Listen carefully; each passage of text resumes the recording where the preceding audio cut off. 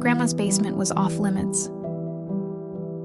I shouldn't have gone down there, but I did, and I've regretted it ever since.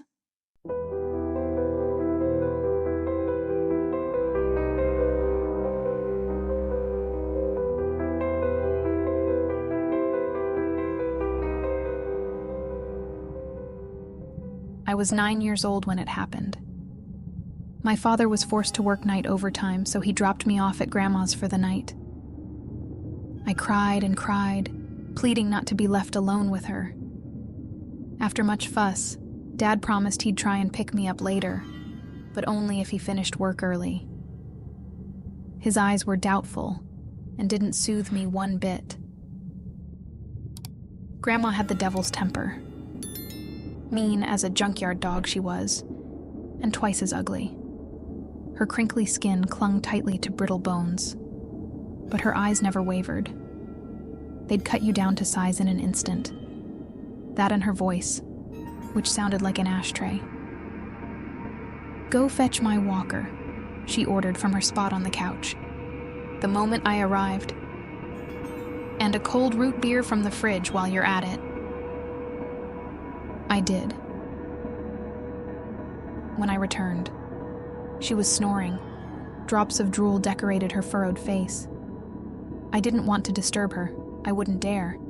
So I left the walker leaning against the couch and placed the soda on the coffee table, next to the remote control.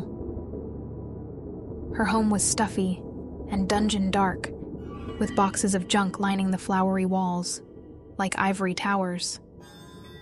I didn't have a cell phone or iPad, and her computer was ancient. There was one TV, and it was so loud my ears were bleeding. My grandmother had no pets, nor friends to speak of. Ugh. Even her food sucked. I didn't know what to do, so I changed the channel. Big mistake. "How dare you?" she snapped like a crocodile. I was watching CNN. She wasn't. But I wasn't about to mention this.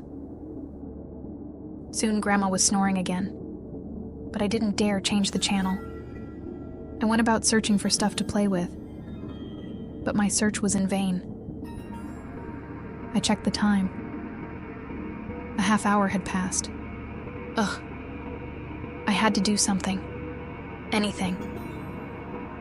There was only one place I could think of. One place left unexplored. The basement. But I'd been warned. Never.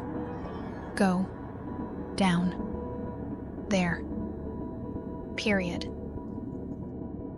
But what choice did I have? Besides, I was young and naive. Being carved up and killed was way beyond my comprehension. 9-year-olds don't get murdered by their grandmothers. Even in horror movies, they don't. The door creaked open, seemingly on its own. I tiptoed towards the edge of the stairs and peered down. I couldn't see the bottom, but something was down. Somehow I knew this. I imagined the worst. Snakes and spiders and rats and things. My tummy tightened. There was no way I was going down there. No way. Not happening. I told myself this, but I didn't listen. I wish I had. Slowly, I descended the rickety stairs, near certain something would jump out. Something did. A rat. The creepy critter crawled across my foot. Before scurrying into the darkness, I stifled a scream, then frantically found a light switch, which was coated in cobwebs. The light was pale and narrow. Strange shadows danced along the drab and dreary walls, like marionettes. Suddenly, I was scared. Terrified, in fact. No wonder. I could barely see my own hand in front of my face. Still, I crept onward, gripping the handrail like my life depended on it. Something snapped. The sound was explosive. I froze. My mind went into overdrive. I feared the worst. That Grandma was standing at the top of the stairs, smiling with bad intentions. I turned to check.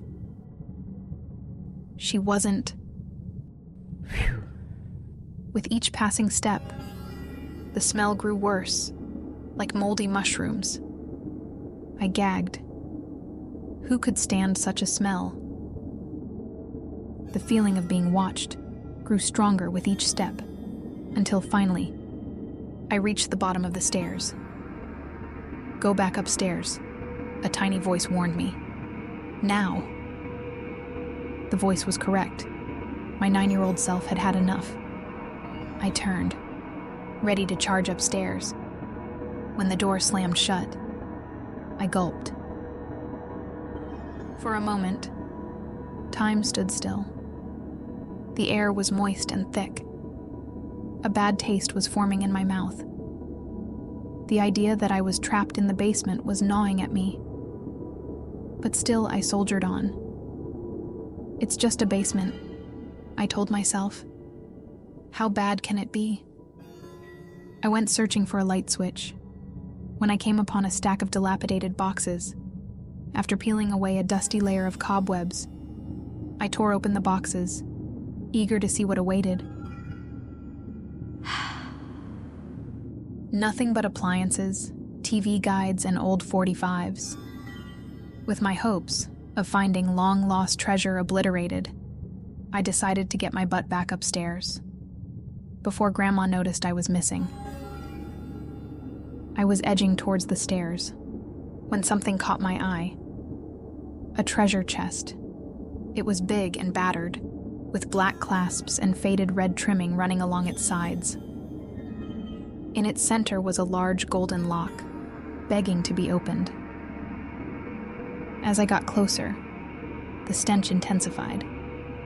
Clearly, this was where the smell was coming from. With my mouth under my shirt, I wrapped my hands around the large lock and gave it a tug. It wouldn't budge, not to be deterred. I kicked the lock with the heel of my foot. It worked. The chest popped open. As the dust settled, horror stole my heart. My mind bent in all the wrong places. This made no sense. No sense at all. Must be fake. But there it was, staring me in the face. Fingers, wormy and shriveled and gross. Some had nails attached, others were bloodied stumps. I rubbed my eyes, praying this was a hoax. It wasn't. Worse, the fingers were stuffed inside human skulls, nesting upon a bed of brittle bones. I counted 20 skull caps, maybe more. One skull in particular stole my attention. The skull was well preserved and filled with fresh human fingers, one of which wore a wedding ring. Unadulterated horror descended upon me.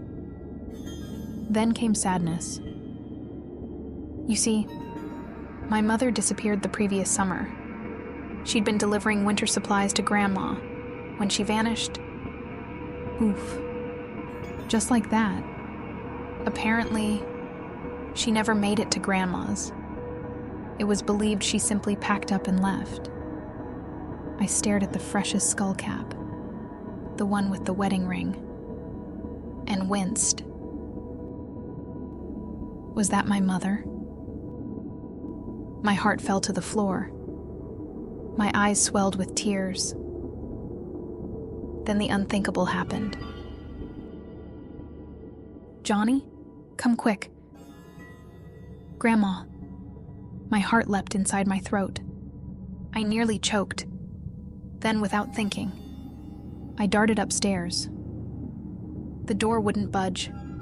I kicked and clawed, pulled and prodded with all my might. "Johnny?"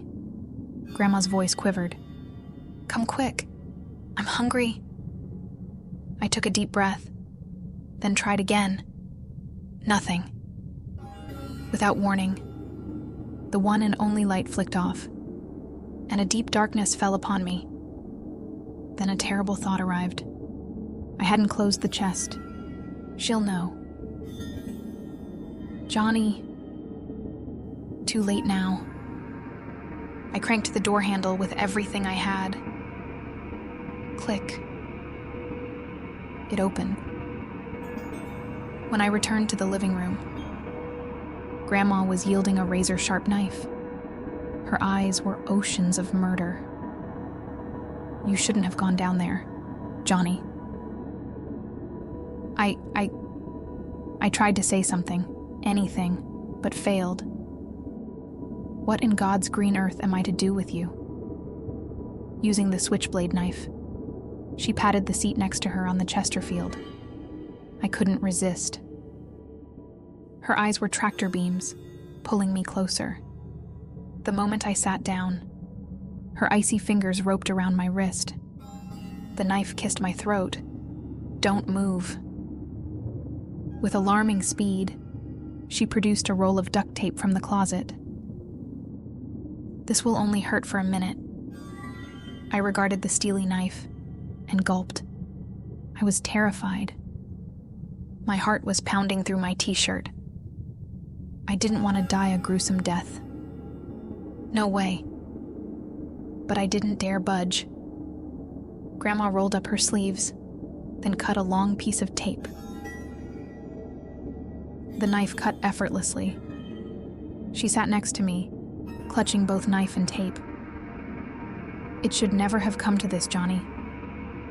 But just then, headlights splashed across the drapes, and a car pulled into the driveway.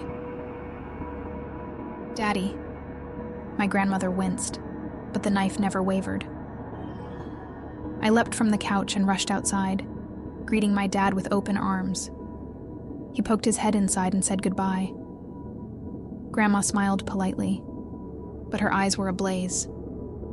The knife and tape disappeared. On the way home, I asked my father about Mom. He talked about the day they'd met, a story I'll never get sick of hearing. His voice quivered as he spoke. I wanted to bring up Grandma, her box of fingers and skulls, her knife and tape, but I didn't. Something in her eyes warned me not to. Grandma died later that year. Father cleared the house. Before selling it, no one was allowed to help. No funeral was held. And Father never spoke of Grandma again. Ever. In time, life went back to normal, whatever that means. And Grandma's basement became a distant memory. Except, of course, in my dreams, where her basement still haunts me, even as an adult. Last month, my father died. Cancer finally got the best of him. When I cleared out his home, I stumbled upon something peculiar. Mother's wedding dress. Wrapped inside were some items of interest. A skull cap, fingers, and a wedding ring. He knew.